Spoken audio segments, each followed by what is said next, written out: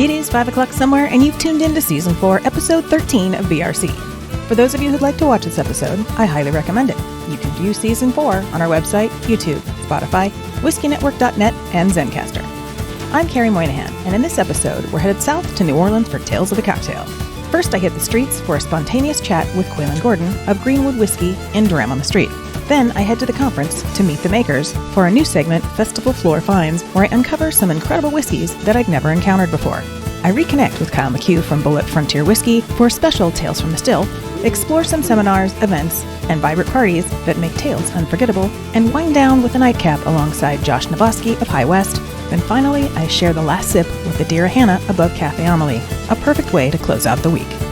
So kick off your shoes, pour yourself a dram, and join me for this episode of Barrel Room Chronicles.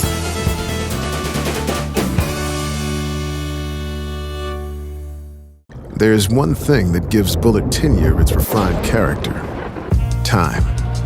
10 years of it. Getting richer, smoother, bolder. Bullitt 10 year. Not a day too soon. Sometimes the best conversations don't happen on the panel. They happen on the street. Outside an official Tales of the Cocktail happy hour, I caught up with Kweillin Gordon, CEO and co-founder of Greenwood Whiskey, to talk legacy, community, and what's next for this rising brand. This is Dram on the Street. My name is Kweillin Gordon, but everybody calls me KG. I am the CEO and co-founder of Greenwood Whiskey. Fantastic. KG. Yep. And how do you say Kweillin? Kweillin. Oh, I love that. That's beautiful. Thank you. So, KG, tell me about Greenwood Whiskey. You were telling me inside, we're here at Tales of the Cocktail official happy hour here in the middle of the day, and I saw you with your beautiful shirt, and I said, oh, I haven't heard of this whiskey. I must talk to this man. So tell me, how long you been doing Greenwood? What's the origin? Tell me the whole thing. Okay, so it'll be 5 years in November that we started Greenwood Whiskey. So the origin of Greenwood Whiskey, it goes back to me living in Atlanta. It's an Atlanta-based brand, and my disdain for Atlanta traffic and sitting in a cubicle. I've been in financial services for years, and I woke up one day and realized that I want to do something different with my life. I want to do something that I truly enjoy, something I can pass on a legacy to my kids, families, and friends. And that was whiskey. Right? So a group of guys, me and 3 of my buddies got together and said, hey, we're going to start a whiskey brand. How hard can it be? Hard, extremely hard. You know, we had no food and beverage experience background, so it was totally like on a whim. This was during the pandemic that we started this brand. So it's a great idea in the pandemic, like, hey, you know, we can start a whiskey brand. So we launched later that year. And since then, we've been growing tremendously. We named it Greenwood to pay homage to the Greenwood District in Tulsa, Oklahoma, which in 1906 was home to Black Wall Street. And that was the largest concentration of African-American owned businesses in the nation. I love that, Black Wall Street. That's so awesome. Okay, and so have you ever been there, or is it just something you knew about? Yeah, so I've been there, and it was something I knew about. So I've been there because I had family in Oklahoma, and then visiting Greenwood Avenue. Okay. And having seen that amazing experience, it was something in history that not so many people knew about. Like, they don't teach. I didn't know about it. Yeah, like they don't teach it in schools like anywhere, and they don't even teach it in schools in Oklahoma. So the story of Greenwood and Black Wall Street was something very unique and something we wanted to shed a light on. So it's more than just whiskey. You know, you get whiskey, you get a little bit of history and something to celebrate. And that's why we call ourselves the Celebration Whiskey, because we want to celebrate culture, celebrate excellence, celebrate entrepreneurship. That's awesome. So is this your first time at Tales? No, this is actually my 3rd time at Tales. Okay. So, yep, it's a great experience. This is probably my best experience this year.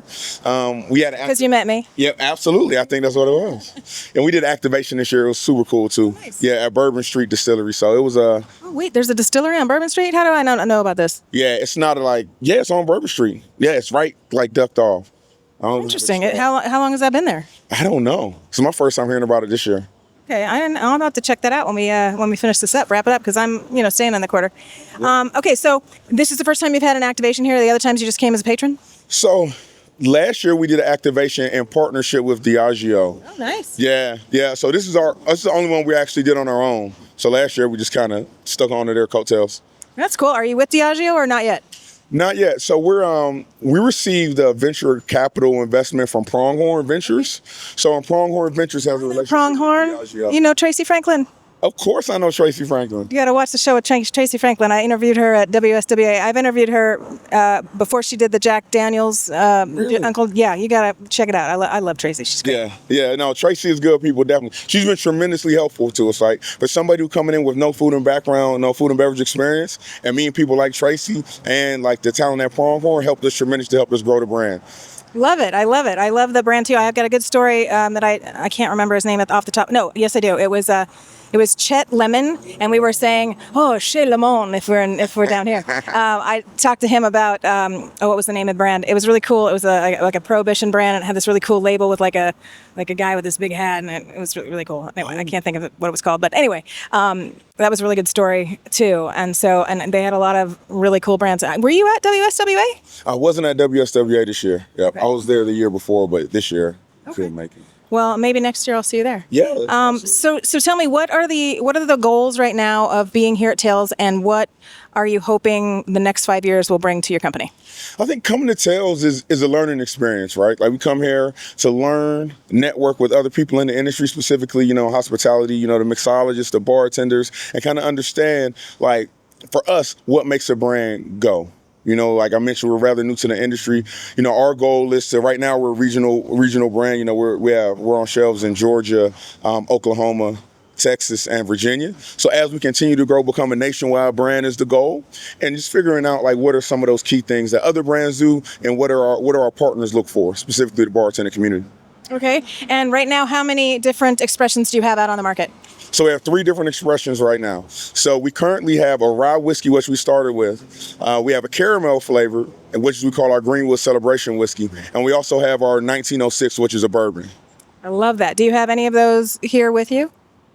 And I think I have the caramel in the car. So I have some here with me. So yeah, we can figure it out. All right. Well, we'll taste that here in a minute, because when you say caramel, that's like one of my favorite like sweets. And then whiskey is also my favorite. So, you got me. You got me at hello, as they say, right? Hey, there it is. Okay, so in the next 5 years, you plan to dominate the country. That's Absolutely. Good. What's your next goal? What next state are you trying to get into? DC and Maryland is next. So top of Q1 2026, we do add DC and Maryland to the mix, and Alabama after that. So we're being intentional, listening to our audience, listening to our customer base, and going where we're embraced. Very cool. Well, if you ever get to California, let me know. I just launched the Barrel Room Chronicles online whiskey shop, and we have our fulfillment center outside of San Diego. And currently, I have over 550 SKUs. All of the SKUs, the brands have been on the show. So I would love to add you to that portfolio. Oh no, that sounds exciting. I would love to be there. Yeah. Well, thank you so much for stopping by and taking the time out. And for those of you, what's your website? The website is greenwoodwhiskey.com. Social media, Greenwood Whiskey on Facebook, Instagram, everything, Greenwood Whiskey. Great. Well, thank you so much. And hopefully I will catch up with you guys soon. And maybe this time next year, you'll have some more news to share. Absolutely. I'm looking forward to it. Thank you. Thank you. After enjoying the happy hour, I went to the Ritz to explore Meet the Makers and see if I could discover anything new, or at least new to me. Festival Floor Finds is next. I'm Rick France with Ghostwood Whiskey. I am the Senior National Brand Manager. Fantastic. So I've never heard of this before, and I came upon you here at Tales of the Cocktail. So tell me, you gave me some pours already. The first one was this bad boy. What do we got? So what do we have here? This is our double gold winner, 2 years running with the San Francisco. We're hoping for the next one coming up. For if we get that, we get the platinum. But this is 5 years in a barrel, 4 grain, 90 proof. And we do it up in Montana. It's the only thing he imports into Montana for this is the sweet corn from Illinois. We use a winter red wheat up in Montana. There's 2 farms that have it up there. They actually were using it for feed. Okay. When we found it, or when Luke found it, and all that, and that's what he contributes to smoothness to. I contribute to smoothness to no humidity, Okay. the water, the freshness of the air, just the whole gamut up there. Because if you know Whole Montana. yeah, the whole Montana. If you know anything, the a lot of the whiskeys are all done south where you have all the humidity and everything, so it's hard to control that. It is very smooth. Yeah, and this is Delicious. all the cocktails out of. Okay. So. And what's the next one we got? The next one we have is our barrel proof. We call it the black. It's 114 proof. It's the same mesh build, but just proofed up at 114. Yeah. That's hotter for sure. Yeah. but I have a lot of females that like this. It is very good. It is very good. Yeah. Okay, and then the last one is very unique. I'm very excited about this one. Excited about this. This is the first one. We're the first one in the industry to do this. It's a Chardonnay cast finish. That's amazing. You've got your reds, you've got your ports, you've got your sherries, but not a Chard. So what we use our 90 proof here. We partner with Jeff and Vineyards in California for their Chardonnay barrels. 6 months in those barrels get you this. This one I like. I'm not really a big whiskey guy. I'm a more tequila and beer guy, but I love this. The reason why is because it's real soft and buttery, but I like it because the Chardonnay actually builds back up, comes back up, lands on your tongue. All right, check it out. Yep.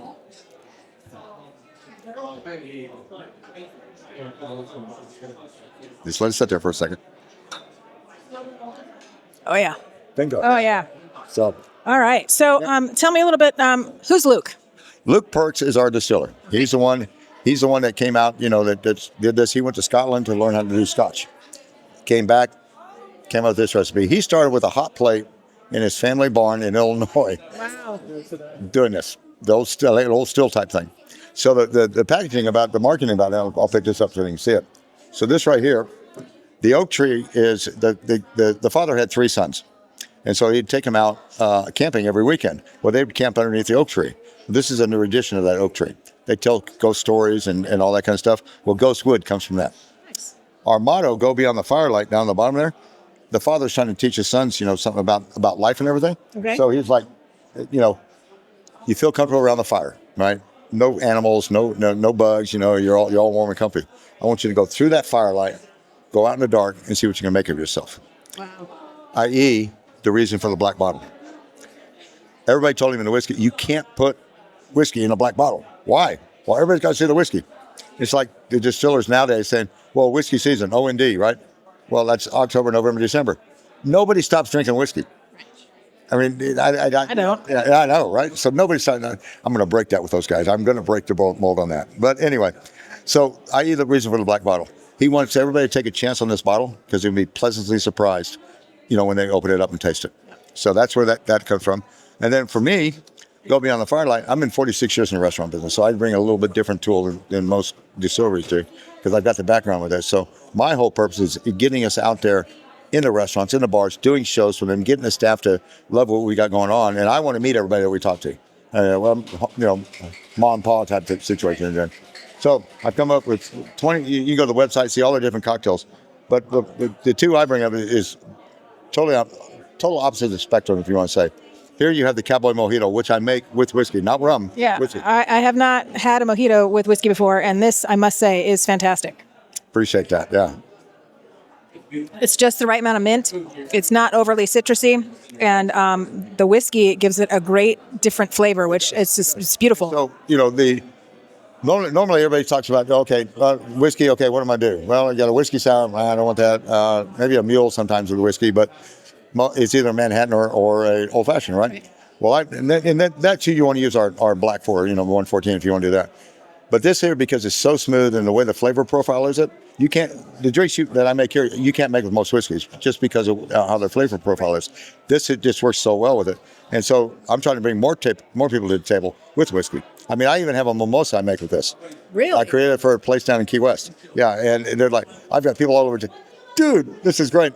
Got a place in Corpus Christi right now called Studio 41, I think is what it's called. Okay. It's right on the water. It's an art gallery. It's got a really elegant restaurant over there. So they have a brunch. So they do a huge brunch business on Sunday. We're their featured Bloody Mary and mimosa there for that. Nice. Okay, speaking of the Bloody Mary. Yep. So, guys, very unique here. Shout out to Jeffrey Pogash, who is he wrote a book on Bloody Marys, and he's here with me today, but not at the moment. Yeah. Oh, I'd love to meet the guy. So the Bloody Mary here, vodka has no flavor profile at all. Yeah. The whiskey with the tomato juice and everything with your Bloody Mary, that's good. It pulls out the oakness and the smokiness of the barrel into that. So what else? What is all in this? Because I can't tell you that. All right. No, you can't tell me. You can't tell me. No, I tell you what. All my recipes are all online. I make cocktails so everybody can make them.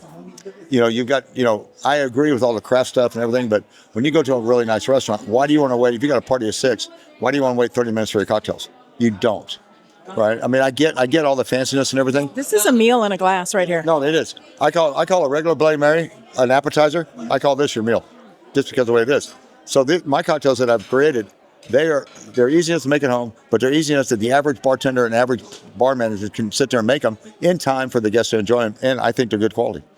That's fantastic. Well, I am a new fan, and when you guys get distribution in California, let me know. We will add you to our Barrel Room shop. And, this is great. It was great to meet you, and thank you so much for giving me the history. Thank you so much. I appreciate it. All right. Thank you. Awesome. Cheers. Bye, guys. My name is Mary Allen. I am the market rep in the Milwaukee area of the state of Wisconsin for J. Henry and Sons Bourbon, which is a Wisconsin whiskey brand. Fantastic. So I see you have a bunch of screws. You have a bunch of SKUs here. This is the wrong convention for screws. So tell me, which one was the first one and which one is your favorite? All right. So the very first one is our small batch bourbon blend. That was the very first one that the Henrys released back in 2015. That one's got a little 93 score on it and happened to win a silver this week. Yes, good. Good. We're kind of a big deal. That's the very first one. Then followed up by the Patton Road, which is the name of the road that the farm is on in Dane County, single barrel cast strength. And the master blender, Joe Jr., who's worked with Nancy Fraley, and you know Nancy Fraley. They put little fun stickers on the bottom that gives you a hint of what they tasted in the barrel, or he tasted in the barrel. That one's honey biscuit. Yeah, that sounds yummy. Okay. And this is our most popular SKU, which is our cognac barrel finish. So that is Joe Sr.'s favorite. The Henrys are French, so they like to give a nod to the French heritage when they can. Cognac barrel aging 5, closer to 6-year barrels, just light and sweet. It is a cigar lover's friend, for sure. Spring release, and then fall release is our Armagnac barrel finish. Oh, so Armagnac. I love Armagnac, too. Armagnac. There we go with the Armagnac. Okay. Armagnac's the spicy sister of cognac, we like to say, a little bit more uncut and unfiltered, different region of France. It's going to be Gascony. We named it in honor of the La Flamme Festival, which is a festival at the end of the distilling season in Gascony. So that is Armagnac barrel finish. Recents are going to be at the end, which is going to be our rye. So we have a small batch rye blend, which is a 4-grain rye, which is very different. You don't see too many. Only 64% rye in that. 14 wheat, 14 corn, 8% barley. Going to drink a little bit more like a bourbon on the front, and a rye on the back. That's got a unique mash bill, I think. Absolutely. This one won silver last year in the New Orleans Spirit Competition. Congratulations. So thank you. This is our late summer release. It's a Naranja barreled rye. So very Naranja. Sherry cask finish, very sexy. I think I need to try that one. That sounds and the label on this guy is take a look. It's very festive on that label. Sweet oranges and blooms on there. Yeah. I'll give you that so you can pour me a little bit. Absolutely. So there you go on that one. And that one is 113. I feel like I'm at the dentist office with this. They told me paper cups, so I got paper cups. I mean, hey.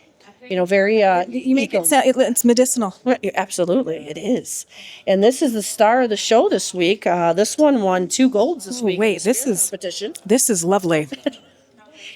That's very unique. Okay, what's the mash bill on that again? This one, the ryes are going to be 64 corn. I'm sorry, 64 rye.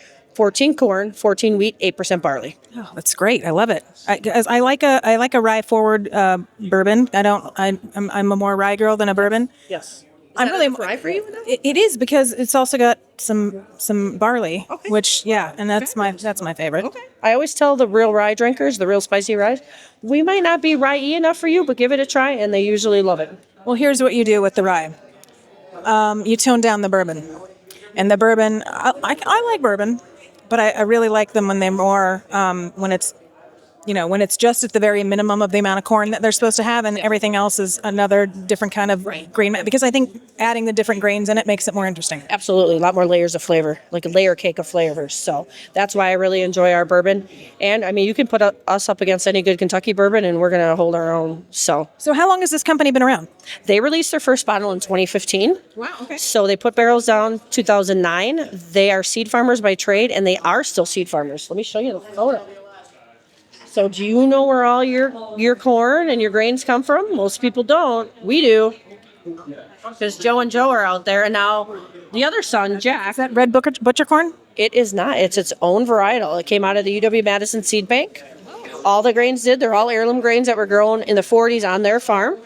It's W335A is the varietal of corn. W335A or something. Not a sexy name. Not at all. We're trying to get it renamed, but that's a process. What do they want to call it? I'm thinking Henry Red maybe would be a good. That's a good one. Henry Red. Yeah. Nice and short.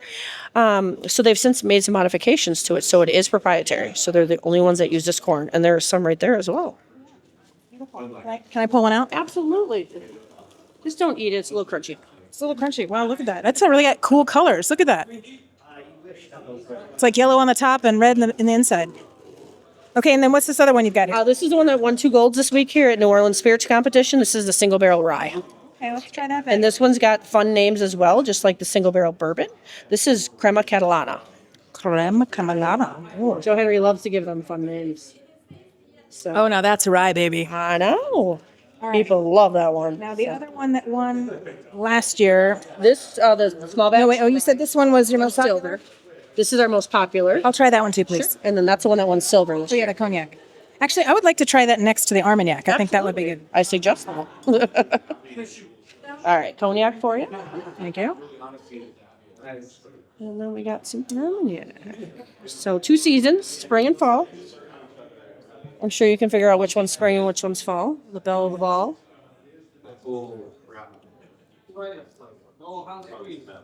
Very similar, yet both distinct. Very. And I can't figure out which one. Hold on, wait a minute. This one's a little spicier. That's going to be your That's this. Armagnac. Yep. Yeah, right. Higher So 113. So is that the spring or the fall? The fall? The fall. Yep. Okay. Think campfire, colder. Want something to warm you up a little bit. Where the belle of the ball, Bella Fontaine's going to be a bit lighter, sweeter for the warmer months. Okay. And where can people find this stuff? We are only in 3 states right now: Wisconsin, Illinois, Minnesota. So Not okay. no, well, I think this might be our next state down here. Okay. Still not okay. I mean, it's okay for all these fine folk. Well, you can also order us on seal box out of Florida, Okay. Out of Florida. Well, and they carry all of our SKUs. So I'm not happy with We Florida. can't ship. We can't ship yet. Wisconsin won't allow shipping. So You know, this country with its 3-tier mumbo jumbo, and it's too hard. It's really too hard. but we're growing. Where everybody else is kind of slowing down a little bit, we're growing. So we want to be down in the south. So I think it's going to happen. Well, good. Well, if you ever get yourselves in California, we just opened up our online whiskey shop. Okay. It's Barrel Room Chronicle. It's shop.barrelroom. No. Shop.barrelroomchronicles.us because we're in the U.S. and it was a cheaper domain than .com. Yeah. Okay. All right. Well, this is fantastic. And then what is coming up for you guys next in the near future? Next month we have 2 Calvados barrel and rye, bourbon and rye coming out. So really excited about that.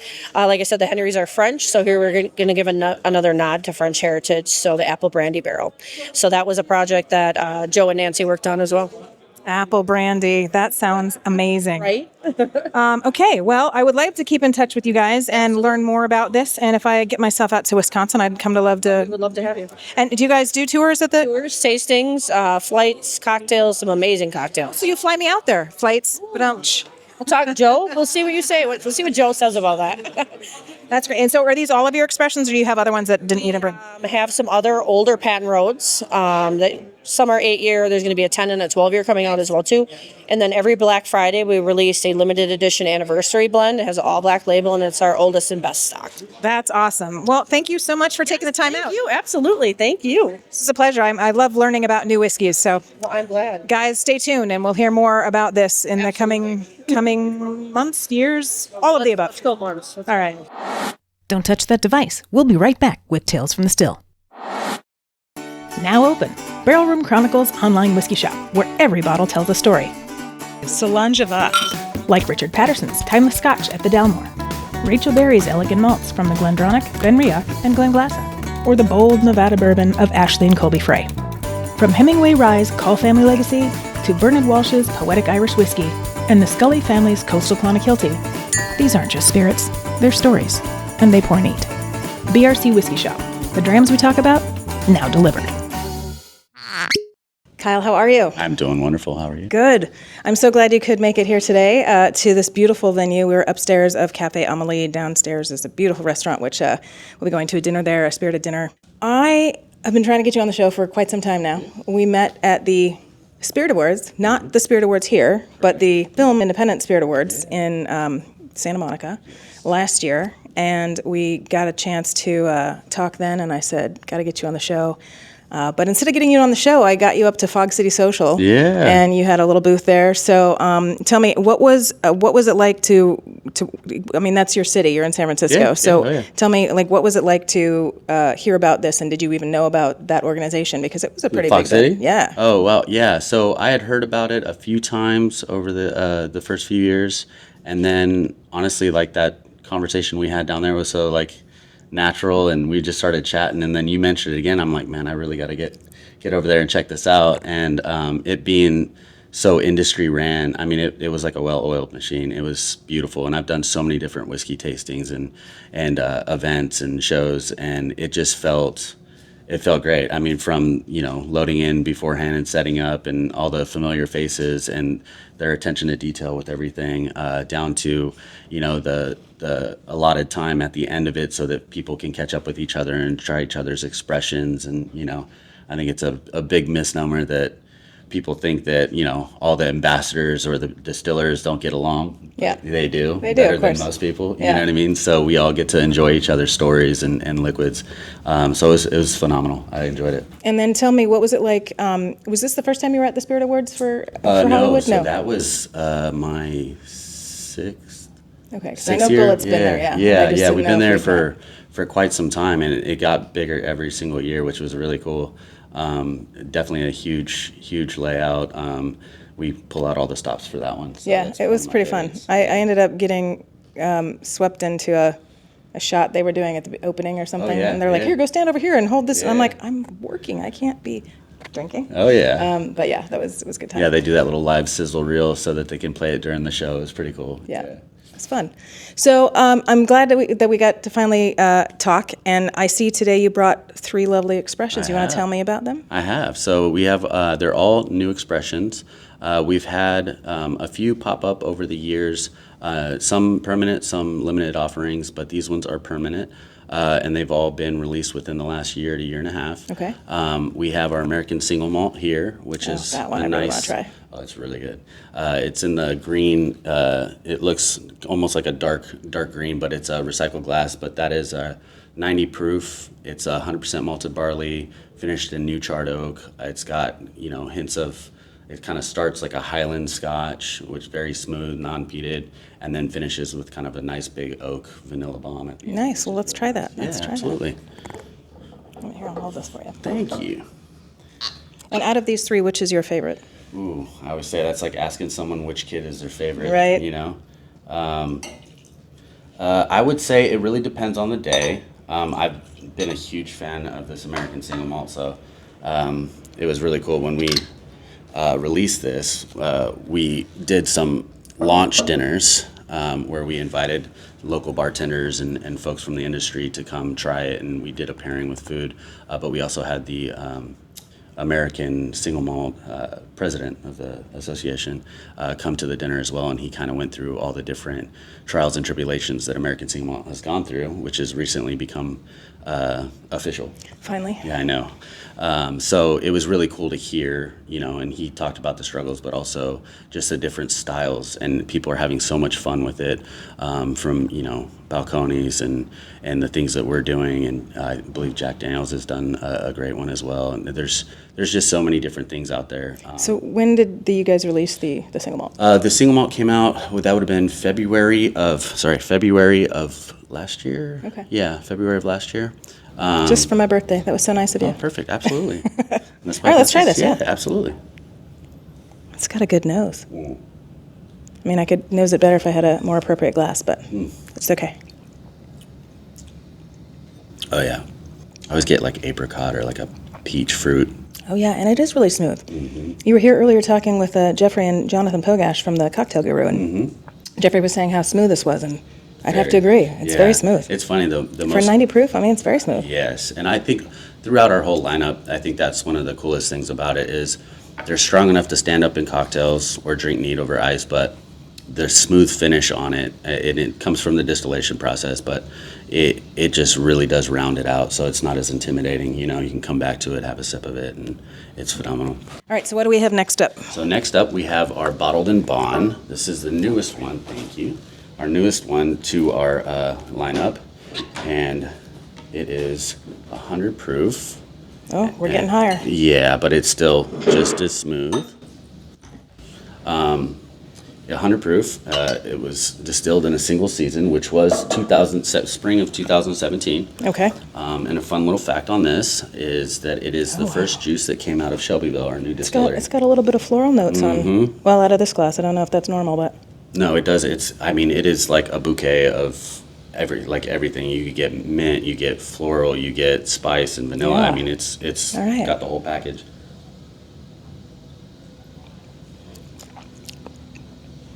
oh yeah, I taste the mint on that too.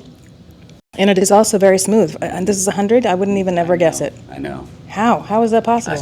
It always comes back to everybody there at the distillery and our blenders, and I mean the magic that they create there it's unbelievable. And whenever I go visit, which I visit often, I always try to tell them I wish we could bring them out so they could see the fruition of their work. You know what I mean? Just see people's faces when they get to try it, because they've done such a great job with it.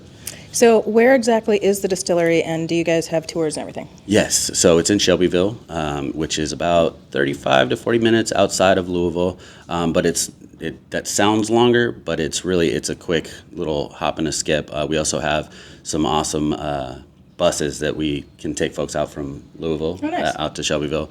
I mean, it's about 20 minutes from Buffalo Trace one way. You can get out. I mean, they got Heaven Hill and Willett out there, and very close as well. So you can make a day of it. But the Welcome Center is phenomenal. We have a lot of green and sustainable ways of working throughout the distillery, such as we have solar powered forklifts, and it's a lot of fun stuff. They put a lot of those things that they wanted to do when building a new distillery into this spot, and it really did come out looking great. Cool. Yeah. All right. Well, let's get ready for the next one here. And when did this one come out? The rye or the bottled and bond. Yeah. That one just came out March of this year. Okay. Yeah. So it's almost hard to keep it on shelves. Trade ya? Yes. And then this one came out shortly before that, and this was to round out our portfolio, because we have the Bullitt Bourbon 10-year, right, which is going to be the cream label with the orange 10, and this has the green 10, which is highly associated with our full green label on our rye. Right? Yeah. But this is 95.5. So 95% rye, 5% malted barley. It's going to be 91.2 proof, which is the same proof. I know. It's so meticulous. Very. But it is the same as our 10-year bourbon. And honestly, I tried to wonder why they did that, but when you go from the age from our, 6 to 8 years on our flagship bourbon and our rye, taking it up just a notch to kind of complement that age from the barrel, it really does round it out. Nice. Yeah. Okay.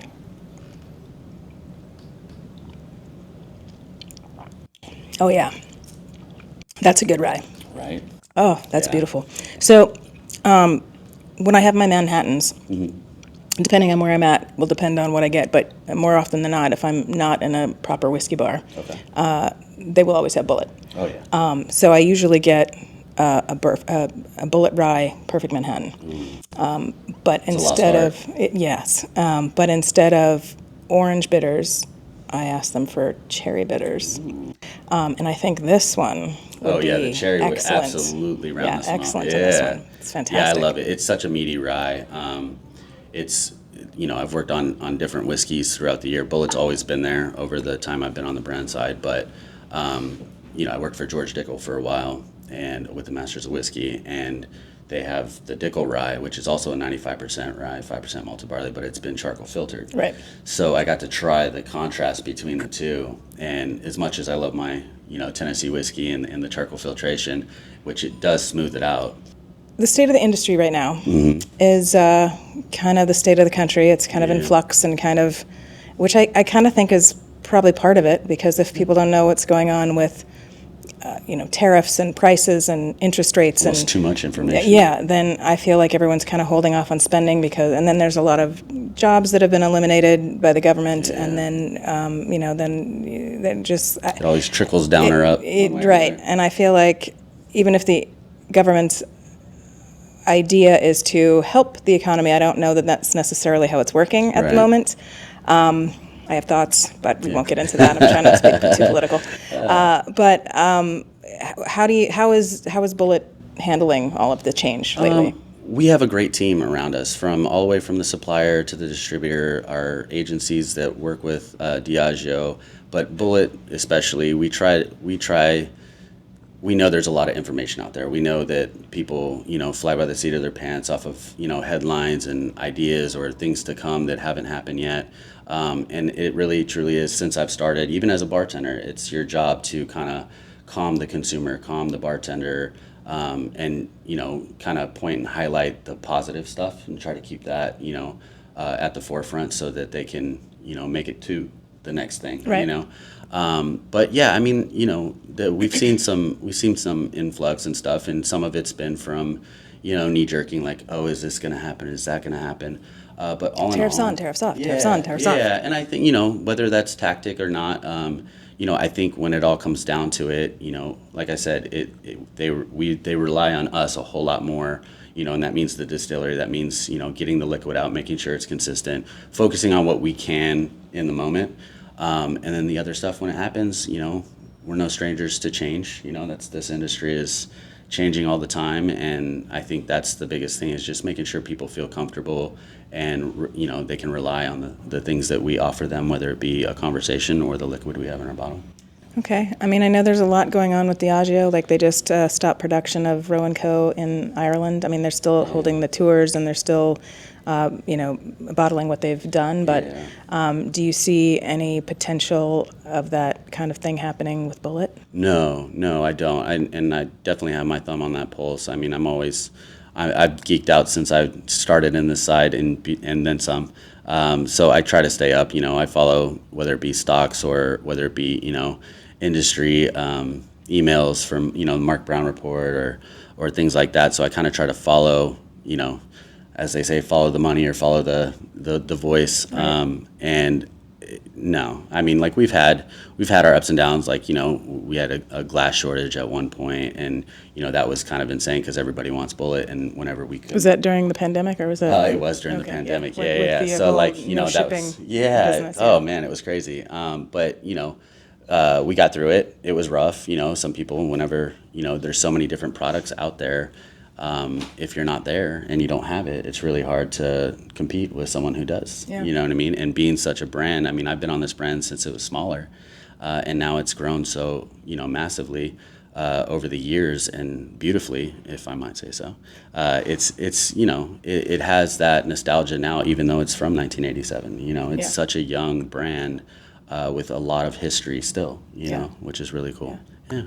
Well, Kyle, it's been great getting to talk to you about all these things, and I hope to see you again next year at the Spirit Awards. Absolutely. And I'll see you around Tales of the Cocktail, and thanks for joining us today. Thank you for having me. All right, cheers. Cheers.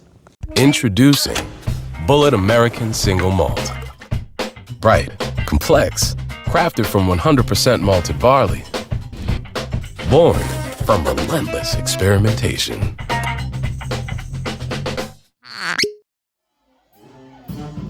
Of course, Tales of the Cocktail isn't just about the interviews. It's about discovery, connection, and it's a whole lot of fun. As one would expect, there's no shortage of unforgettable events. Not only did I attend an official Tales happy hour where I met and interviewed KG, but I also joined the Cocktail Guru's spirited dinner at Cafe Amelie. It was a night filled with amazing cocktails, wonderful food, and great live music.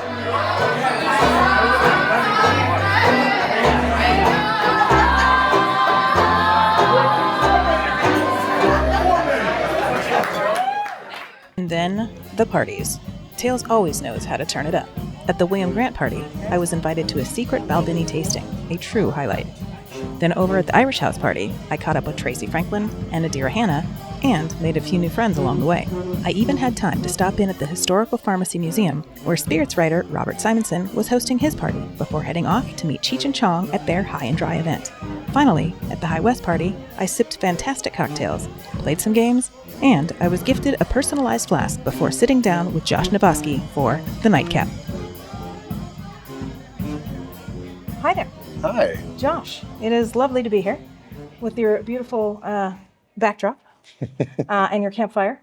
I am drinking something called Stop the Wedding, Yeah. which is a showstopper, folks. It's very good. So, Josh, we're here at your party here at Tales of the Cocktail. And tell me, what was this activation all about? What was the hopes to be done? And what all did you have going on here today? Well, it's been a long time since High West came down to Tales, at least in an official way. And so we wanted to have a kind of coming back party, if you will. So we found this venue. We loved the concept. We wanted to activate in a few different rooms and kind of provide a few different types of ambiance, but still support the idea of the mountains, kind of where we come from. If anyone doesn't know, we're based out of Park City, Utah. So the room that we're in is kind of our outdoor sports room, which is a nod to the Olympics, which we've had before and we're getting again. And then, of course, we've got our camping area outside. And then upstairs, I'm not totally sure. Let's call that It's an ice house, like ice vibes with a little Lady Gaga flair. Yeah. And It was we're good. I got to throwing- throw. I'll show that on the thing. I got to throw a little. I missed by that much. It was a Frozen Nights Dram, I think is the name we landed on for that space. So Yeah. giving out some premium whiskeys, but ultimately we want to connect with people that we already know and like. And me. Of course. And just say hi to our friends and kind of, give out a few handshakes and cocktails. Fantastic. Yeah. So yeah, this is I think my favorite. I didn't have all of them because I do have to say a little sober, and I love the little camping cup that we got. And then also in the camping area, I got to have a personalized flask made with my initials. Yeah, which is fantastic. I think that was the big hit. Everyone likes the free cocktails, but there's free cocktails everywhere. But the personalized flask. You need one of these little mugs so we can go clink clink. You know what? I do. You do. There should be some left, I would hope. So tell me, right now, do you guys have any new expressions coming out? Do you have anything new that you're promoting, or you just kind of wanted to get back to the people with here? Well, if you had a chance to go over to Base Camp and explore that room, we're offering like a specialty pour every day. So today we were pouring our blue rye. Okay. We've been making blue rye since 2009, so it's nothing new, but it was Utah only for some time. I was going to say, I didn't know anything about it. Yeah. And how could I if it's 2009 and we're in 25 now? Yeah, it was nationally released for a long time. We ran out of the stocks. We made a product called Son of Blue Rye. We brought it back, but it became limited. And then a little after COVID, it became a Utah only thing. So we are bringing that back out on the national stage this year. Okay. So those allocations are out. So we're tasting that today. Tomorrow we'll be doing, hopefully, Noble Share, which I don't know if you've had that one yet, but it's rye finished in tequila casks. Oh, wow. And it's super spectacular. And are you guys doing that here too, or is it somewhere else? Well, all we'll have tomorrow is for the tasting here. I don't think we're able to. It's been pretty limited and it sold out pretty quickly when we released it earlier in But you're going to be here all week, or in this particular location? So we're doing today, we're doing tomorrow, and then we're doing the next day. Okay. And so we're just rolling out a different whiskey each day as a little Love bit of a treat and kind of a carrot to dangle if people want to come and try something special. And then we'll have our prisoner share on Thursday, which is ryes and bourbons that are pretty mature that have been finished in ex-prisoner casks, and that's really, really good. That's our new prisoner expression. cask. Prisoner red wine. Oh, okay. Like they were in jail? I'm sure you've seen the bottle because it has pretty iconic artwork, and it was previously Orange Swift. It's a great red wine full of a bunch of Bordeaux grapes. Yes, I have seen that, yeah. And so it's a ton of Zinfandel, Merlot, Petit Syrah. So very, very inky grapes that are left in the barrels, and then we fill them up with whiskey, and then we let that ride for about a year, and then put it into bottles, and it's delicious. It's a little bit overproof too. So we're kind of rolling those things out, but again, they're mostly treats. They're not it's not their coming out party, but it's a great way to just give people a little taste of the stuff that it's harder to find in their home market potential. So how many national expressions do you have available? Oh, that's a great question. We have what we refer to as our core four that are always available year round, and then there are 3 limited time products that go in rotation. That process kind of always changes, and so technically you could say there are 8. Okay. Plus a whole bunch of stuff that we refer to as the cask collection, which are smaller batches of things that have been finished in secondary barrels like Oloroso sherry, white wine, Barbados rum barrels, really anything you can think of, and they have these beautiful black labels. I wish I had one to show you with the copper embossing. So at any given point, you might encounter 12 to 13 High West whiskeys on the shelf, but I think year-round full-time, 8 is the total. Okay. And then how many expressions do you make altogether? Well, if you go to our distillery in Park City, we actually do a few things there that you can't get anywhere else. We have High Country single malt, Oh, nice. which we've been doing for quite some time, but that is becoming a Utah exclusive. So you have to come and see us there to get that. We actually make our own gin, which a lot of people don't know. No, I didn't know that. Yeah, it was a really fun experiment and collaboration with the distillers between the bar team, which I used to be a part of, and the distilling team. And they wanted to work on things that weren't whiskey. They get bored doing the same thing, and they had a lot of ideas and thoughts. And we take it with some. It'd be really fun to make. Yeah, Really fun to and make. there's actually a vodka that we used to produce for many years. It's in this kind of iconic blue bottle. It's a frosted blue High West bottle, and we thought it'd be a really cool way to repurpose that and make something fun for people who are visiting locally to put the gin in that bottle. So if you go to the distillery, you can buy this beautiful blue gin, really coriander forward, quite spicy, makes excellent gin and tonics. And so that's a distillery only thing. Well, I take that back actually. It's been released to the state of Utah as of last month. Oh, nice. Okay. Still Utah only, but you don't have to actually make it all the way to the distillery, but we always encourage people to come visit us anyway. Now, here's a question for you. Being a very Mormon state, how are the sales overall in Utah? Well, per capita, it's our best market. Really? Yeah. I mean, you're not wrong. There are a lot of LDS people in the population as a whole, but if you look at the population centers where people are concentrated, it's very much mixed. Okay. So I believe these days Salt Lake is less than half LDS, which is a nice tipping point for us to reach. Right. And Park City is almost no religious undertones whatsoever. Really? Well, it's mostly folks who've either come here to ski or had a That would be second me. home, or have just been trying to escape Salt Lake and the conservative nature of it. So do you ski? I snowboard. I know how to ski, but I'd rather be on a board. I keep saying I'm going to try snowboarding, but I've been skiing since I was 4. Yeah, I mean, And I just like the idea of my feet being separate. see, I think I can make the case the other way as well. Keeping them together, it's better for your knees. Is it? Safer for your knees. I don't know. I don't blame you. Maybe it depends how good of a skier you are. I am not good enough to actually say for sure, but I do try to ski once a year if I can. I like to go to Deer Valley and just ham it up with the people who are there. I've always wanted to go to Deer Valley. One of these days. Come make visit it. us. I will. We do an activation every March where we have our Airstream out on the snow. Oh, nice. And we're selling cocktails and having a little après party. Cool. Yeah, that's a Well, great Josh, time. thank you so much for taking the time to talk to me after your beautiful party. This has been fantastic, and I appreciate everything. And please do let us know when you have more things available for the national market. Of course. All right. Cheers. Coming up, I'm back above Cafe Amelie, this time with Adira Hanna, who's bringing the spirit of Wicklow's forest straight to Chicago. Through foraging events, garden parties, and creative workshops, she's reimagining how Americans experience Glendalough. Before the cameras are rolling, we were talking about the 4 seasonal gins created by Geraldine Kavanagh and Ratty Rooney, who I visited in Season 2, Episode 11. My name is Geraldine Kavanagh, and I am the full-time forager at Glendalough Distillery. My job is to pick the botanicals and to put that essence of Glendalough into the bottle. The inspiration for the flavours comes from Glendalough, from what you might smell and taste and see. The ingredients that we use grow in the wild. It's a collection of botanicals that just really grow here. It's a very Irish gin.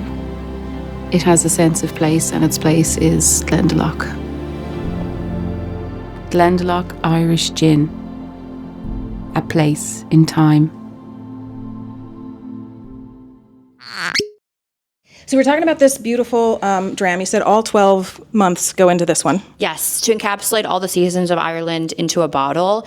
And it's really gorgeous. As I was saying, I believe these gins, the softness of these gins, it just adds the components and these beautiful botanicals they put in. It's in essence. And the fact that we're using fresh botanicals, I think, makes a big difference in the distillation process. And we're also, Geraldine's going out and picking all of these at their peak ripeness. Yeah. I always think about cooking with fresh herbs as opposed to cooking with dried herbs. You're just going to encapsulate more of those oils and those beautiful flavors, which is really lovely. And I think this is such a good staple gin just to have. It's the perfect martini. It is. Cheers. Cheers. I feel like it's, this is very versatile gin. Like you could use it in different cocktails. You could drink it neat. You could have it on ice. All these things. So let's talk about the rose gin a little bit. And for those of you who have watched the episode where I got to go to Ireland and talk with Rowdy and Geraldine, Rowdy started this gin as an homage to his mother at his sibling's wedding using her rose petals. Do you want to tell us a little bit about that? Absolutely. So just a difference between the botanicals, there's 35 plus that go into our wild botanical gin.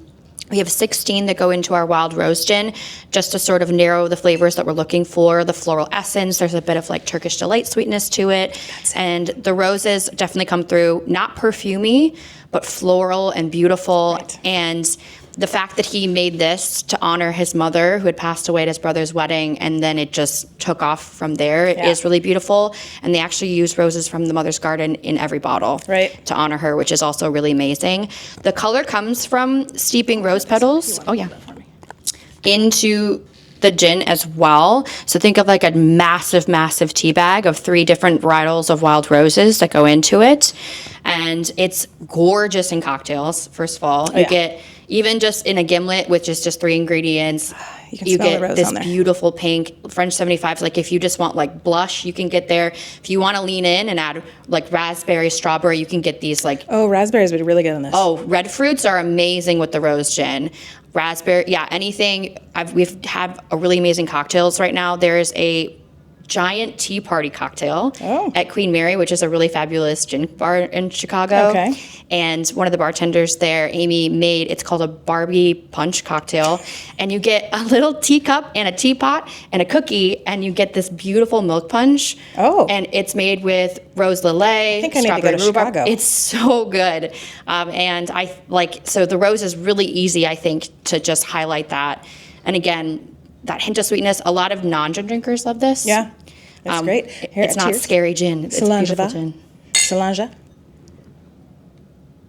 And it's and just this on ice, super, super refreshing. Like on a hot, humid New Orleans day, for example. Spritzes. We love spritzes so with this. How did you get involved with the brand? And was it your idea to start doing all this foraging stuff, or did they say, hey, can you come and kind of replicate what Geraldine does? Like, how did that all become? So I was introduced to this brand as a bartender, I want to say 8 or 9 years ago. Oh, wow, okay. I was working at a bar called Money Gun, and we did a staff training. And the brand ambassador, Jenny, who still actually works in the brand advocacy side of the brand to this day, she came in and just did a tasting for us, and we were doing a happy hour special, and I fell in love with it. I was able to taste the rose gin, and it really changed my mind about gin. I sort of thought that gin was this very narrow category. Right. And it's got to be dry gin, and that's it. Exactly, Everyone's, or like dirty martini, let's go. Right.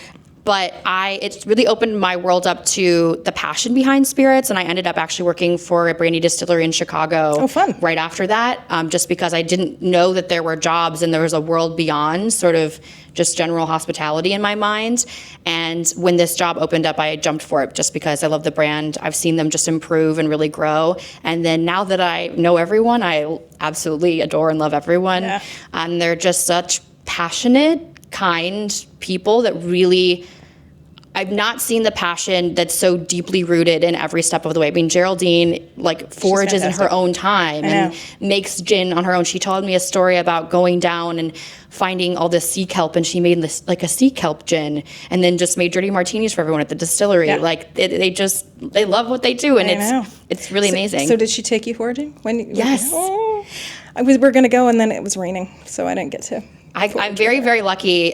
Geraldine has come to Chicago, and we've done that. And then also I went to Ireland, and we went to Glendalough. Yep. And it's tiny. Oh, it's so tiny. Tiny. But it's so cute. It is. And it was 70 degrees. I was the luckiest person in the world. Yes. There was a million people, and every person was like, this isn't normal. This is not normal island. And she took us around, and it was just so beautiful. And we all we went foraging, we ate ice creams. There's these little cones that are classic Irish. dipped in chocolate. So that's really awesome that you got to hang out with Geraldine a couple of times and that you got to go and be there. So were all these people there training, or what were they doing? There's so many people when you went to. Oh, it was just beautiful outside. So everyone in Ireland was outside. Oh, okay, yeah. Great. All right, so let's move on to the whiskeys. Which whiskeys did you bring today? So I brought 3 very different but very beautiful whiskeys. So starting with our flagship, which is our double barrel. So this is going to be, I love all of our whiskeys. Just starting out, we work with private cooperages and bodegas only, so that we're ensuring sustainability, we're supporting smaller businesses and actual people.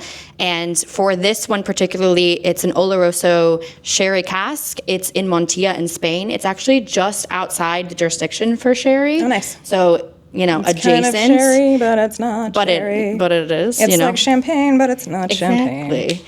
And they make the sherry to our specifications that Rowdy comes up with. Every step of the way, they own it. It's really gorgeous. And then it's going to be in an ex-bourbon barrel. Okay. And then it's 95% corn and 5% barley as a base. Nice. And All it right. is... Can I hold that? Oh, yeah, absolutely. I love this whiskey, especially because I think it breaks a little bit of the mold of what people think traditional Irish whiskey tastes like. I know that for a fact that bourbon drinkers love this. It's got a little bit rounder of a quality. It's got the sweetness. It's like Christmas pudding, lemongrass. It's really bright.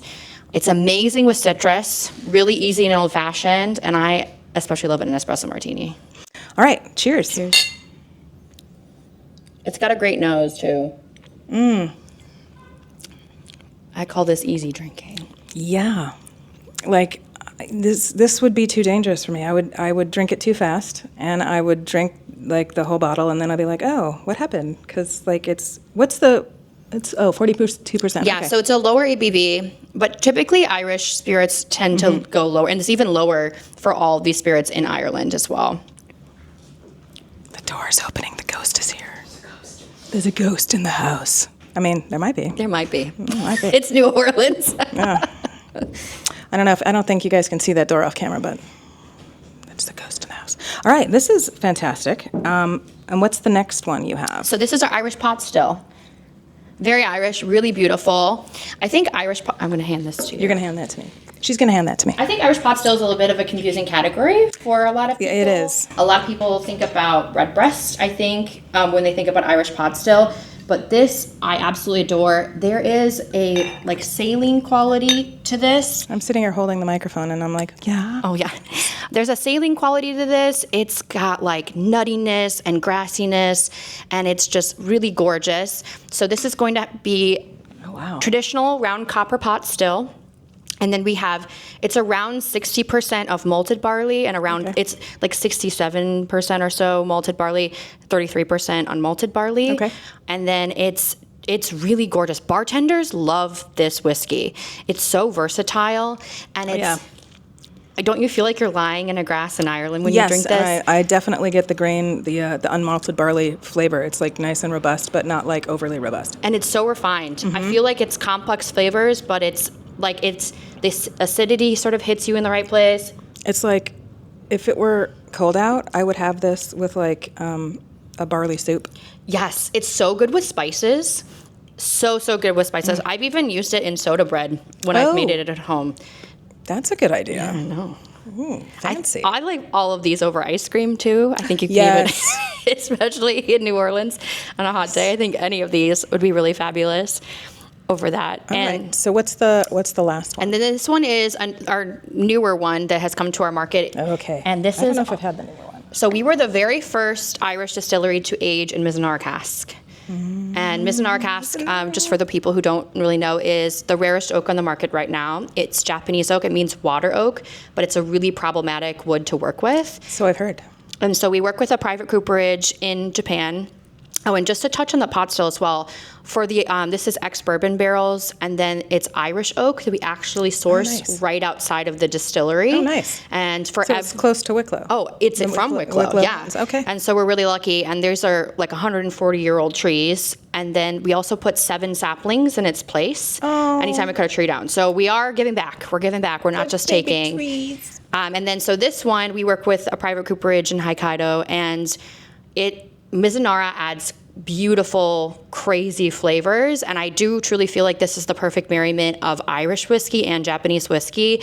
You're going to get umami and sesame and chocolate and hazelnut and coconut. I didn't pour it. Oh, there's nothing in there. I didn't pour it. Here we go. And it's a little tight. I think people read it more Scotch-like as far as just like the flavor profile goes, because these are a little bit more open and round. I like the little nod to Japanese on here with the writing and the red tie. So this is the red thread of fate, and in Japanese culture, it ties you to people that have made an impact on your life, people that you love and different things. So we have this on there to tie us back and honor where we are taking these beautiful Mizunara trees from. And actually, a lot of people, bartenders, they'll wear it on the wrist after they sell the bottle, which is really cool. But it's just a really beautiful nod to the fact we want to honor. We're very big about sense of place. Irish people. And are we trying to put saplings down for those too, or? So Mizunara trees actually have to fall down. You're not allowed to cut them down. So it's like the ones in Washington, the Gary oak, Garyana. There you go. They can't take them down. They have to fall. Okay, let's taste this bad boy. And I would take multiple sips of this as well. Wow, that's got a very distinct nose. I love this whiskey. We actually have a lot of Japanese accounts that use this, especially sushi, because it's so good with fatty foods. Like, I could totally see this with sushi. Steakhouses use it a lot. We have this a lot of placement there. Wow. And also we've had at Lazy Bird, we had this really gorgeous roasted carrot old fashioned that was insane. Carrot. Yes. Because it's so savory.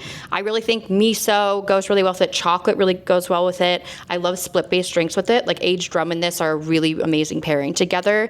This is amazing. It's so good. It's much different than the other two. Like so far, way different. So what is the mash build up on this? So this is 100% malted barley. Okay.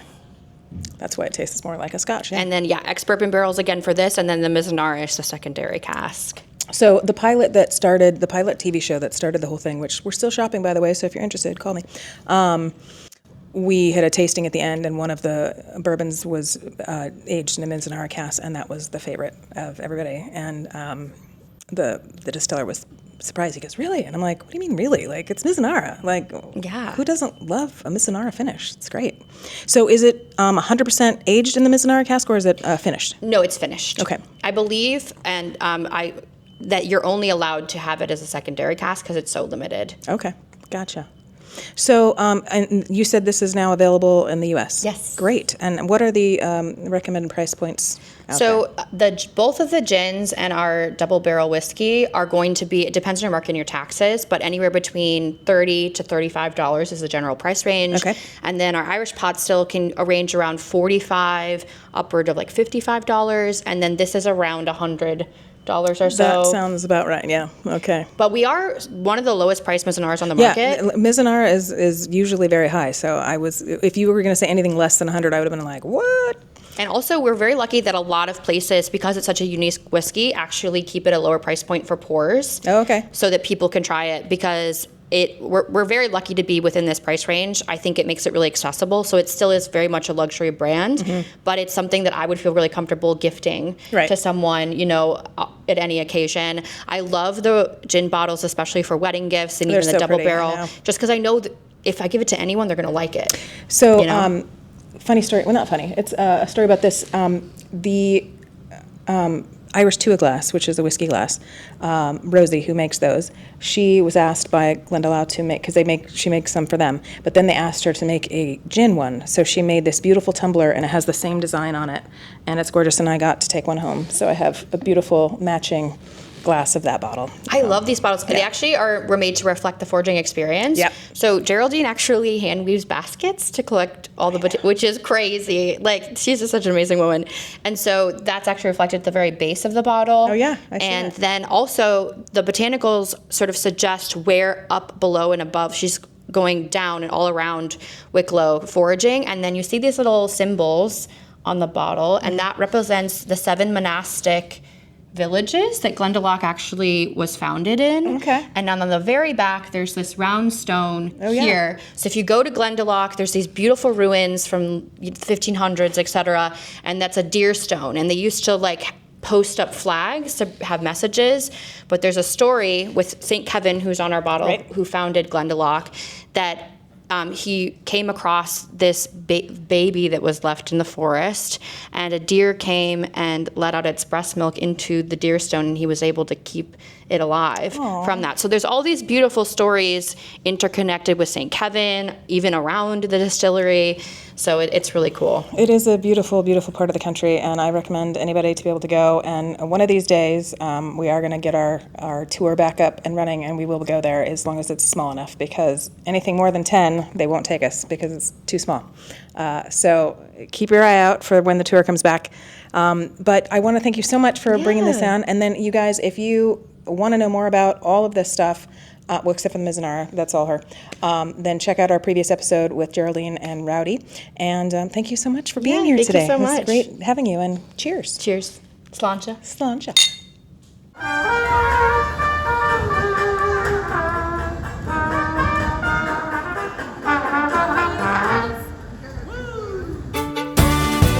That does it for today's show. To read notes on this episode or learn more about our guests, please visit barrelroomchronicles.com. Want to interact with the show or have questions for our guests?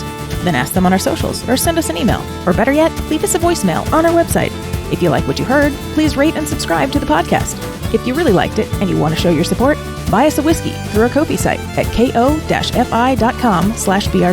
or become an exclusive member of the Barrel Room Parlor. If you work in the whiskey or spirits industry or just have a deep passion for whiskey and want to share your spirits journey, register to be a guest through our website. Last but not least, please enjoy your spirits responsibly. Thanks for joining me. Until next time, Solanjeva.